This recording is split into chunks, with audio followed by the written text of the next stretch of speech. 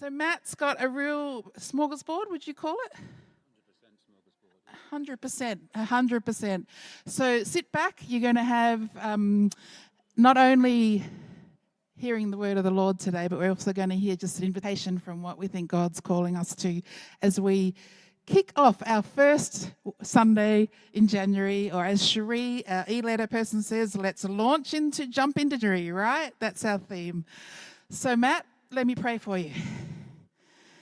Yeah, thank you, Lord, that we have a guy here that just loves you so much and is so after all the things that you have for him. And right now you've put stuff on his heart to share, and we just know that you're going to speak through it. And so we just adjust our ears and our hearts to be listening to what you're going to say through him. Amen.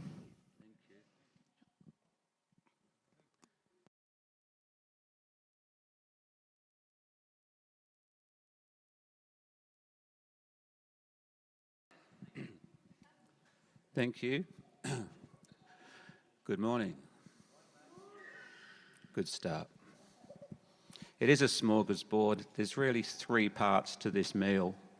Part one, maybe the entree. I'm going to talk a little bit. Part two, maybe the main part of the meal. We're going to watch a video for about 10 minutes. And part three, I'm going to be getting the dessert, of course. I'm going to be inviting a couple of people up to have a bit of a Q&A with me. Nothing to worry about, those two people, I can assure you. They do know who they are. So if you're sitting there thinking, oh my gosh, is he going to call me up? No, I'm not. Okay. Story. When I spoke here in November, I talked about my observations and reflections on my first 3 months in the then freshly minted role of community engagement person. Brilliant title. And using various pieces of art as props, I talked about our need for one another. And today I want to look at a key way, arguably the most significant way, in which we build community, build relationship, build knowledge of one another, build care, build love, build concern for one another. I want to have a look at the idea of story and storytelling in our lives. There's a lovely quote from the American poet Muriel Rukeyser, who says, "The universe is made of stories, not atoms." Now, I'm sure that the universe is made of atoms in part, but I actually believe that it's stories that really do make the world go round and progress the world. I don't think that what I'm going to talk about today is particularly complex concept to play with. And equally, there's quite possibly absolutely nothing new that you are going to take away from this. And I'm so glad that Rob Carter twisted that of Ecclesiastes, because I'm about to twist a verse out of Ecclesiastes. Ecclesiastes reminds us that there is nothing new under the sun.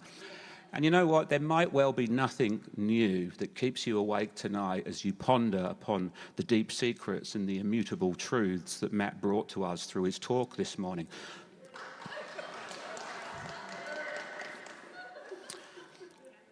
But perhaps, and hopefully, these next however many minutes it will be, might serve as an encouragement to you. I sure hope so for a couple of reasons. One, I have no desire to waste anybody's time. And secondly, I'm hoping that some elements of storytelling become a key component of an idea or two that I'm currently playing with and talking with Di about, that I hope to bring into my role as community engagement person across the next 6 months. One way or another, we both tell stories and listen or follow stories. We love stories in movies, in songs, in music, in books, in art, in Netflix TV series, in the journeys of our favourite sports team and sportsmen and women. Those stories, and when we're not following stories, we're telling stories, creating stories, sharing stories. Friends, it's all around us. We're well and truly in the story. Cast your minds back, if you will, a few weeks ago when Barry shared with us a couple of chapters of his upcoming, soon-to-be best-selling, I'm sure, autobiography. How good was that? I mean, it was. You're 100% right. Jennifer, it was so good. We listened to a couple of chapters and we immediately know Barry a little bit better than we did previously. The bones of his story are starting to have some flesh on them. That's exciting. Personally, I'm always intrigued by people's stories. And one of the many joys of my role here at YVV has been to sit down with people and hear about their journeys, their stories, to have people share their triumphs, tragedies, thoughts, hopes, dreams, wild ideas with me is just an absolute privilege. And it's the same when I'm driving Uber. Having people share their stories with me is simultaneously an enormous privilege and truly humbling. Sometimes I think that people use me in my car doing Uber as something of a confessional. And on the things that I've heard, honestly, are incredible. So I often hear people say, "Hey, Matt, can I tell you something that I've never told anybody before?" And I say to people, yeah, you can. But if you're about to tell me that you've murdered somebody, don't think that I'm going to keep that information to myself. So just really think before you share with me. Happy to say nobody has told me that. Okay, Mr. Carter, could I, for a moment, please? Could I just set you up here? Yep. Is that good? Okay. You just stay there and think about mangling verses of Ecclesiastes. Okay. Yeah. You know those moments in life when... You know those moments in life when you're walking down the street and you might pass somebody they might be on their phone, for example. Have you got your phone on you? Can I just borrow a phone? Okay. We'll try not to turn this on. Won't need that. So those moments in life where you're walking past somebody and you just catch a snippet, maybe 8 or 9 words of what the person might be talking into their phone. So Rob, I just want you to walk by me as I say what I'm about to say, okay? And then he said, "I'm not going back to jail." That's very good. Now you come back again, Rob. "No, I said get the big cucumbers."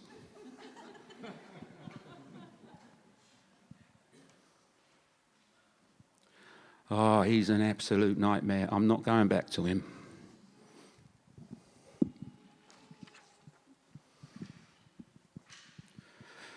I don't know. I don't think we're ever going to get those Taylor Swift tickets.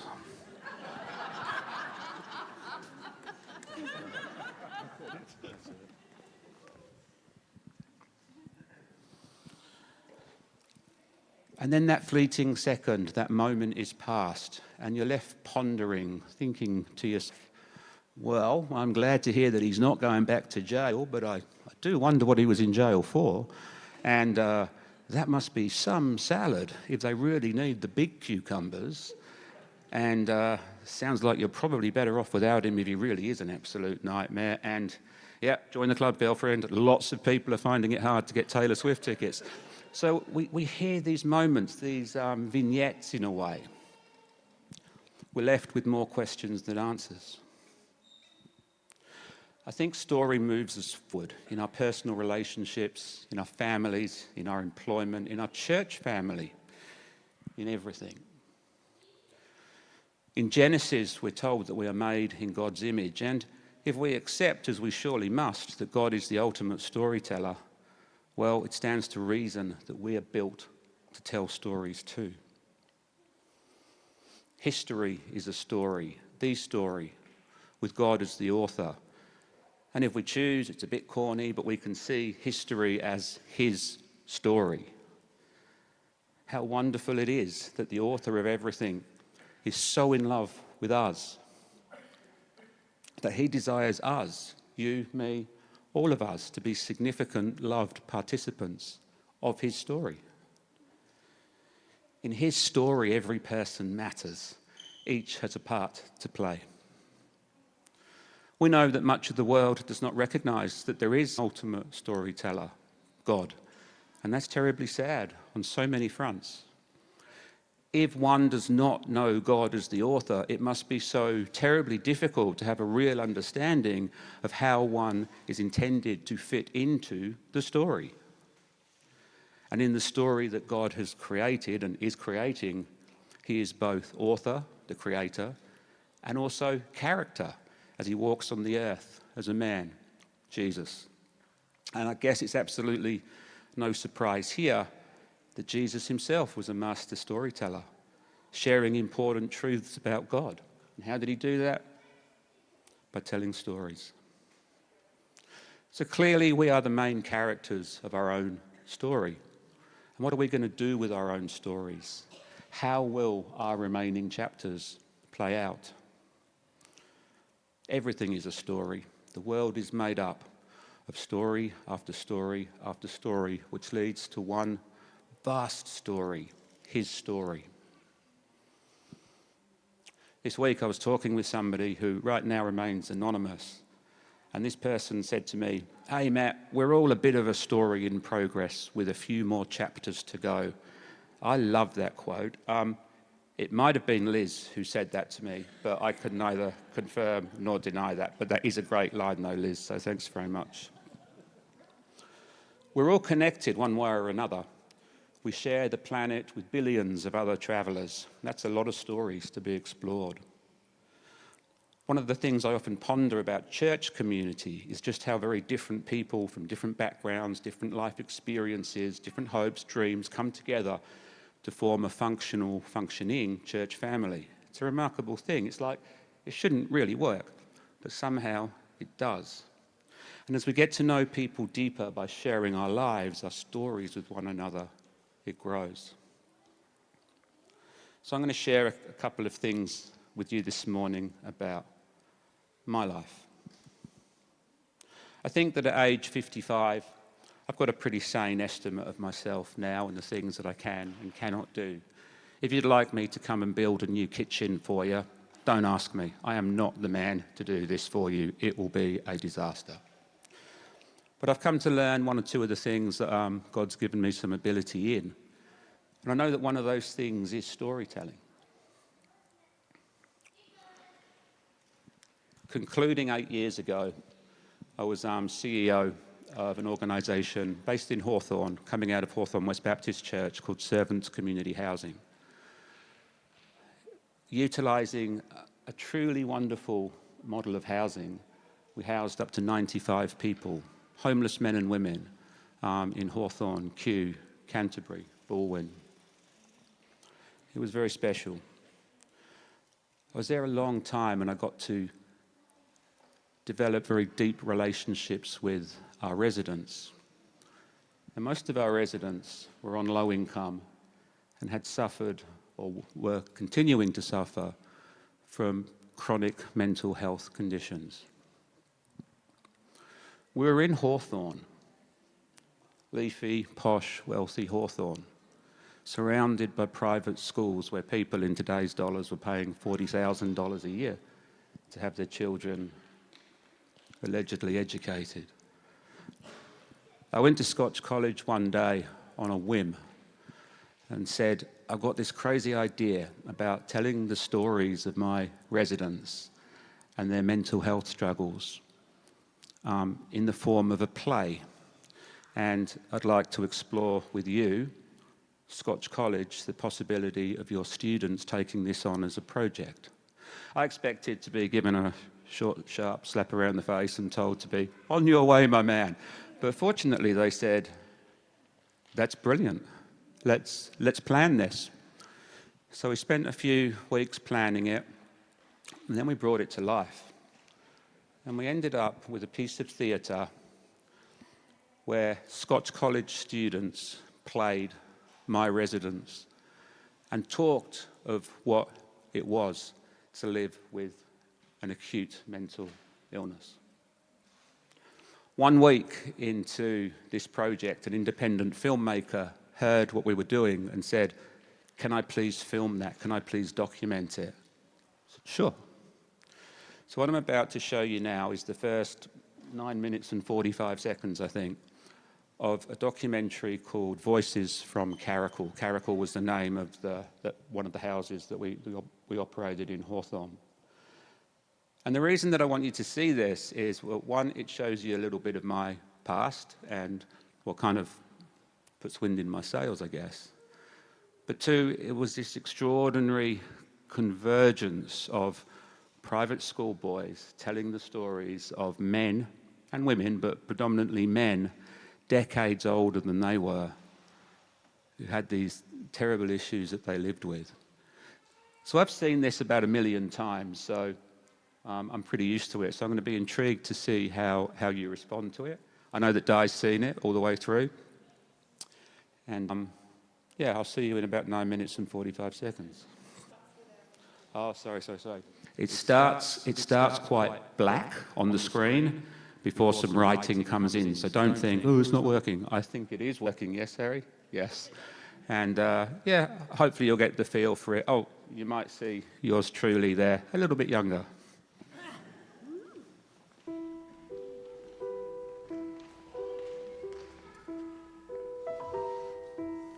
My personal belief is people with more than a one-track mind are great. And some people might look at that as schizophrenia. I don't believe that at all. I think it's one of the gifts of life that we have emotions, different feelings, we can think on different levels.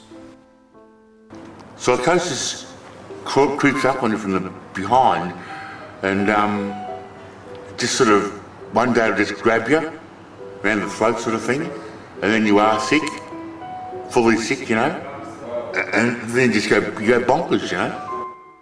In the state that I was in, I cried 24 hours a day for months and months and months and months, and it turned into a year and it kept going. I would encourage anyone sitting here this morning that's listening to what I'm saying and who was thinking they might have a problem with an illness to address the problem.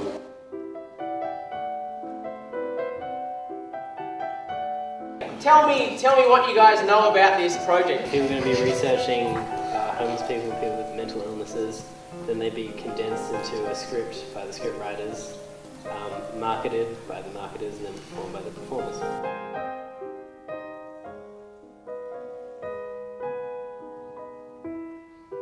You know, because there's a stigma attached, you know, it's a very real stigma. I mean, this permeates right through society. There should be more attempt to understand, you know, instead of shying away.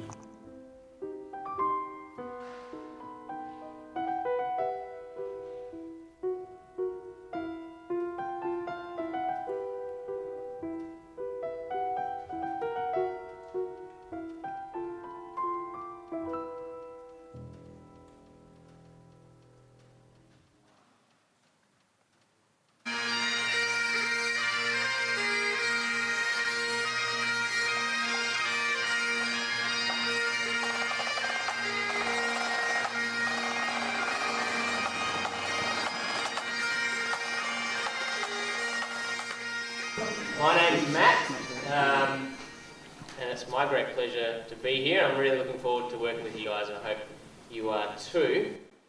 We're going to look at things like what your expectations of the project are, what you already know about it, what you know or think about mental illness, homelessness, and community housing. Maybe a term you've heard before, maybe something unfamiliar to you. So we're going to talk about that, and we're going to tell you specifically about the people who live at Carrickle House.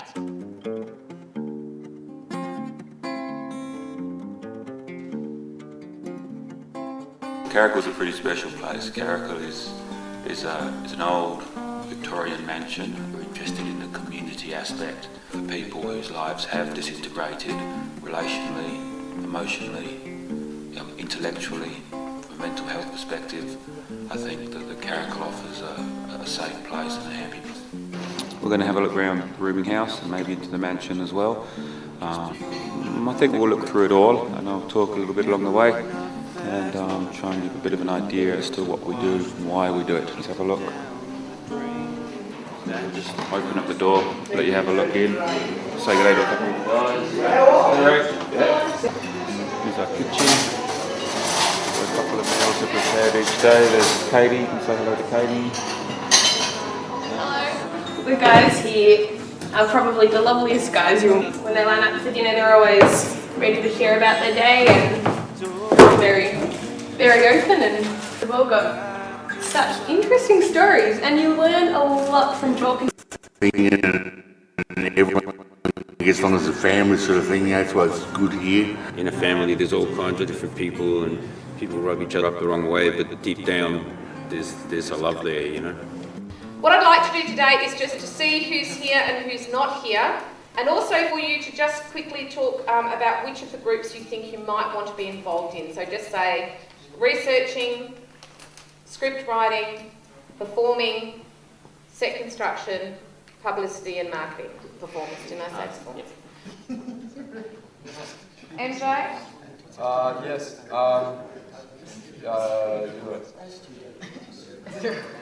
Welcome. Performance, good boy. Acting. I like writing and I like stories, and I thought this would be a good chance to experience both. And I just saw something about drama and theatre performing, jumped on it. We might just have a look to see if Jack's in, because I mean... Jack, it's Matt, how you going? Oh, hi, Matt. You happy if we just film your room for a moment? Yeah, sure. Okay. You met my dad before? No. This is Matt, you met John. There you go, mate. Russell. Hey, Russell. Pleased to meet you. That's great. Yeah. Right. Come here, I'll show you my TV. Yeah, that's my big TV. Very smart competitor. Is that Very nice. Thanks to Mr. Rudd and his stimulus Thanks, package? Rudd. Thank you, Rudd. Here we've got Jason. How you going, Jason? Not too bad. What's news, Jason? What's news? Got some acting coming up in the future. Catching up with the cruise. Hopefully Paradise might come back in a few, well, hopefully by end of this year. And got another band performance coming up in a few weeks at Uniting Church, and I'm playing drums. Yeah. Yeah, had to go drums today, so yeah. Excellent. Are you happy to share something about your recent marriage? Yeah, I got married probably 4 months ago, and she's one hot woman. Her name is Paradise, and she's gorgeous. She looks a bit like a younger Shirt.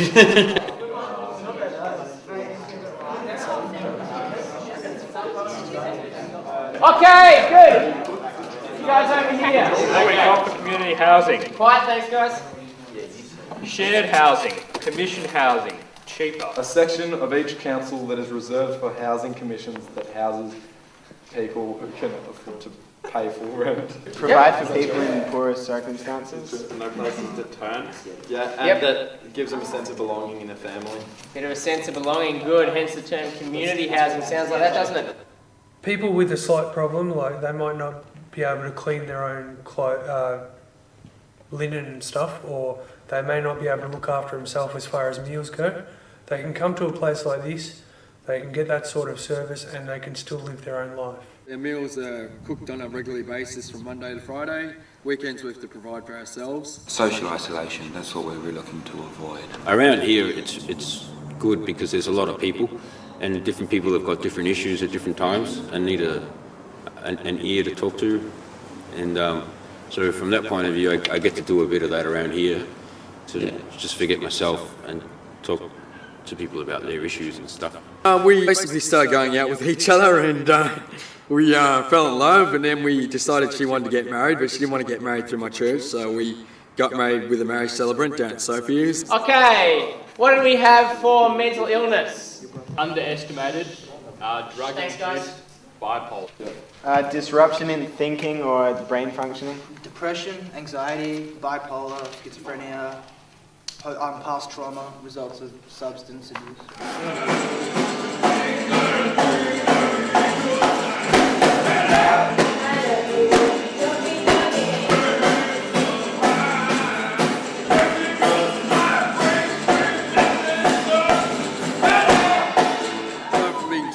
Cousin, hopefully catching up with Tom Cruise in the future somewhere. In my life, there's been difficulties in escapism and things like drugs, and so hence I'm gasping for another round, but never enough is what I found. I believe in treating everyone equal and treating other people as they treat you. They used to call depression melancholia, you know.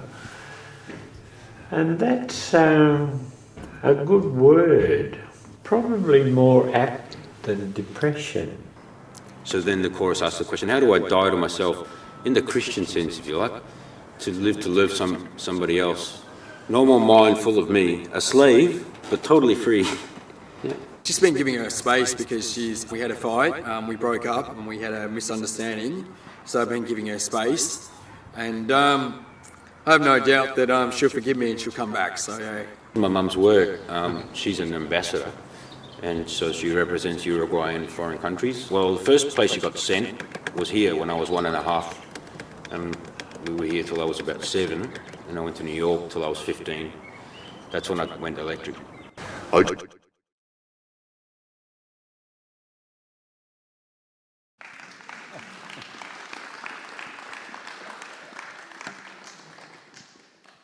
Okay.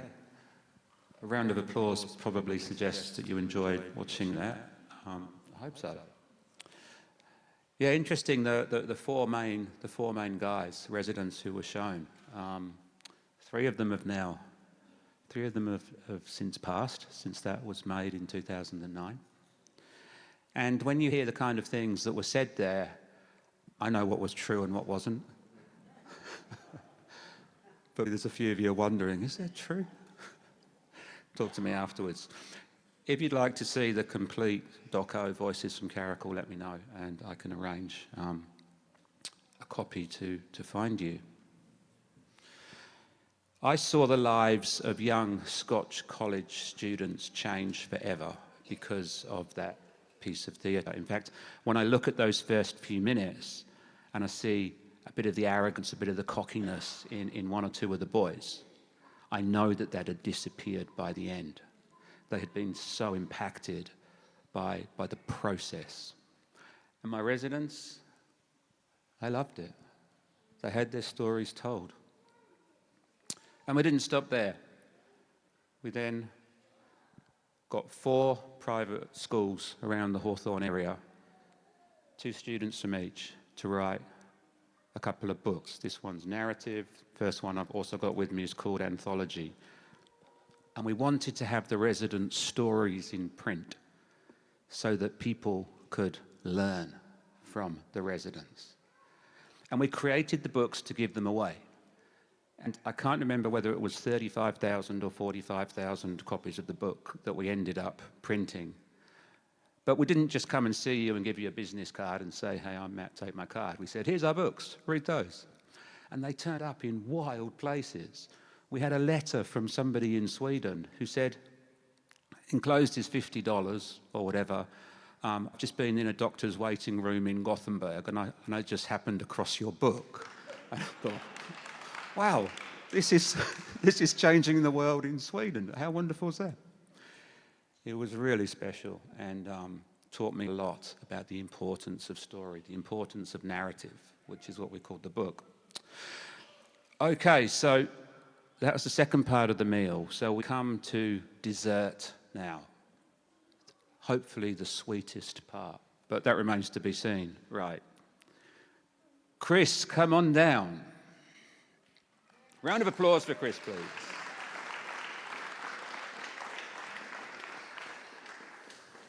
Hey. So, a few rapid-fire questions, Chris. Let's see how we go. Your name, sir? Chris. Oh, that's good, mate. Solid start. How many years old are you, Chris? I'm 47. 47. Where are you currently living? In Maudlin. Yep, you're nervous, aren't you? Yeah. That's okay, mate. We'll get you there. You're doing a good job. And your current occupation is what? I have an excavation business. Yeah. How long have you had that for? 12 years. Yeah. Okay. I know you've got some or maybe all of your children here this morning. How many children have you got? I've got 5 children. 4 are here today. Yeah. And what ages do they range from? 13, 11, 8, 6 and 5. Fantastic. Okay, Chris, please tell me the favourite foreign nation that you've visited? It'd be South Africa. Uh-huh. I've been to a few foreign nations, but Kruger Park would be my favourite place. And I think I heard a whisper that you might have been born in South Africa. Is that true? Yeah. Okay. And how old were you when you came to Australia? 5. 5. So you got memories of South Africa? Just on my return, a couple of times. Return visits, yeah. Yeah. Okay, Chris, if we're going to think about bucket list items, 1 or 2 things that you'd really like to achieve, accomplish before you shuffle off this mortal coil, what would be on that list? I'd really like to drive a convertible, just through. Yeah, I've never driven a convertible before. Okay. I reckon that'd be really nice. Okay, let's just throw that out to the room then. If there's anybody here who can help Chris with this bucket list item, you know how to find him. You know how old he is now as well. Chris, can you give us a real snapshot, maybe 60 seconds, less if you want to, of your journey of coming to faith? So when I was late 20s, probably 30, I had a real encounter with God at an evening service. And I became a Christian then. And then I drew closer still, just with my marriage breakup a few years ago. That's succinct. That's good. That's good. 2 questions to go, Chris. You're doing a great job. Yeah. What are you doing for the rest of this day? I'm going to my brother's house. We're going to have some lunch there. My parents are going to turn up. They have a pool, so the kids are going to love it. Play with their cousins. Sounds good, and quite a decent day for it. And Chris, finally, we're almost there. As a church community, what's the best ways we can be praying for you at this time? I have some knee issues at the moment. Knee? Yeah. Yep. It's sort of impacting, sort of all aspects of my life. Okay. You heard it here first. Please be praying for Chris. Yeah. Chris, thanks very much, man. No worries. Thank Really you. good. I'll take that. Thank you. Good on you.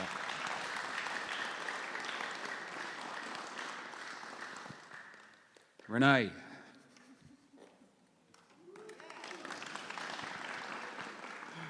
Thank you. Now, I've got to say that Renee is particularly brave to be doing this, because when I asked Renee whether she'd do it, she said, "Oh, yeah, I guess so." And I said, "Look, I'm happy to have a chat with you and run the questions past you." And she just said, "Nah, don't tell me the questions. We'll just be good." It's like, whoa, this could go anywhere. But it's not going to. I promised you that, didn't I? Okay, but thank you for being so trusting. I appreciate that. No worries. I'm not going to ask you your age, because that would be indelicate. But you are married to... I'm married to the wonderful Adam. That's very good. Okay, how long have you been married? 22 years. Both in agreement, 22 years? 22 Yep. and a half. 22 and a half. And how many children? 2 kids. And how old are they? 19 and 16. Fantastic. Please tell us about your wonderful pottery. Oh, I've been on a pottery journey pretty much my entire life. I started when I was in year 9, when I was at school, and I was chosen out of a class. 4 people were chosen to focus on pottery for 1 semester. And so that's where my journey began. Wow.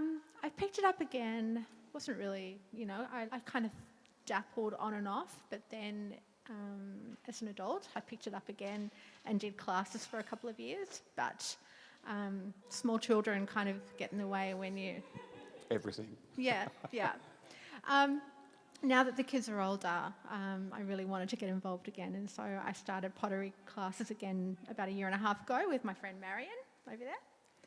And I've just taken off from there, and then I was able to buy my own wheel with an inheritance that I got from my aunt. Oh, nice. So, and I've really loved it. Yeah. And grown a lot. And it's beautiful what you create. Thank you. Yeah. Thank you. Okay. Thank you. Renee, tell me about your biggest, your greatest musical influence. Oh, look, I would kind of call myself a Radiohead groupie. I think they are incredibly creative. I love their music. How long have you followed Radiohead for? Probably since before I was married to Adam, or just soon So afterwards. at least 22 years. Yeah. Let's just get a quick show of hands for those of us in the room who have heard of Radiohead. Pretty good, pretty good. That's good. Yeah. So they're a band from Oxford. Yeah. Yeah. Have you seen them? I'd love to see them live. Not yet. Not yet. Okay, that's good. Okay, please tell us about, other than the Bible, the book that you have read that has had the biggest impact, the biggest influence on you. One book.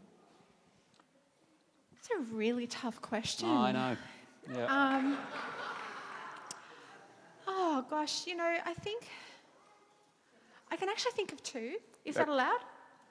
I'm looking at the timekeeper. Yes, two's good. As a young woman living overseas, I read a biography called Life and Death in Shanghai. And that's written by a woman in Shanghai who kind of went through a lot during the Cultural Revolution. And I was a young missionary at the time in China, and I had a lot of interest in the history, and that kind of gave me a lot of perspective about what was actually happening there. Mm-hmm. That it was really good, and I actually, like Adam, has just finished reading it again, and it's a good book, a really, really good book.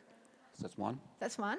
The other one it's not a Christian book, and it's called Animal Vegetable Miracle.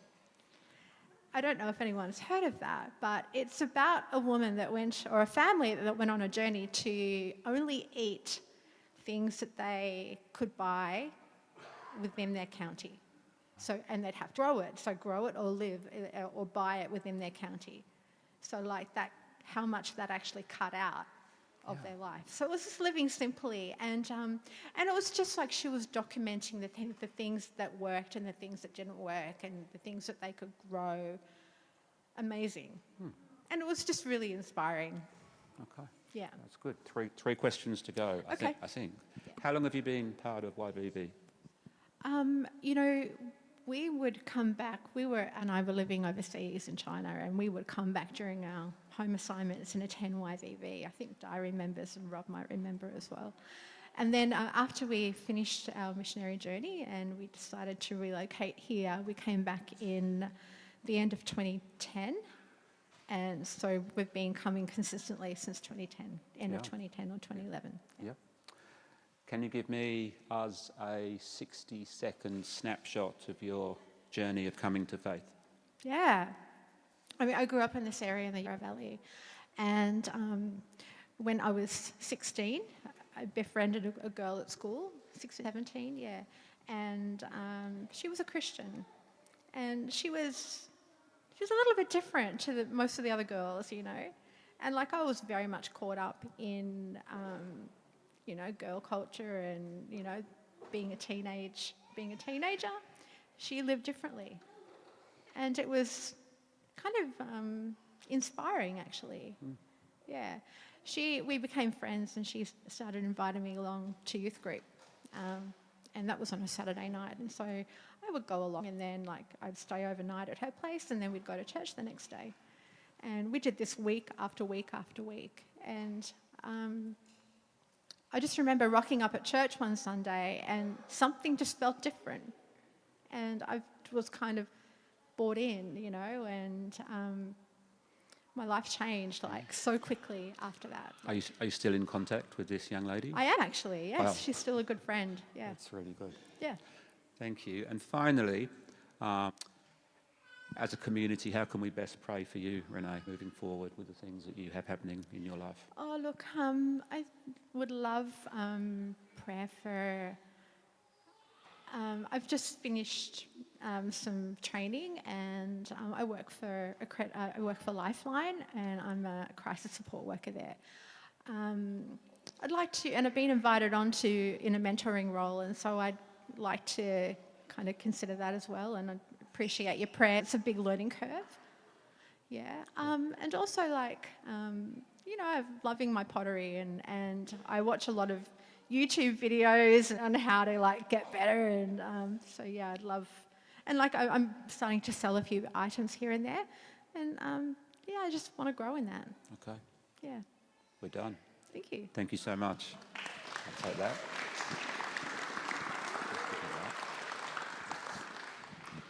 Thank you, Chris. Thank you, Renee. I thought it was great. I hope you did too. Thank you. So, we've had the entree, we've had the mains, we've had dessert. Now we're just on to that little wafer-thin biscuit and espresso to top the meal off with. So I conclude by gently encouraging you to take a step back in this, the early part of the year, and to consider your own story. How's it looking? How will the chapter of your story that is 2024, how will this intersect with other people's stories? What might be the things that the Holy Spirit is gently, or perhaps not so gently, talking with you about? Where is the great author leading you in his story? Thank you.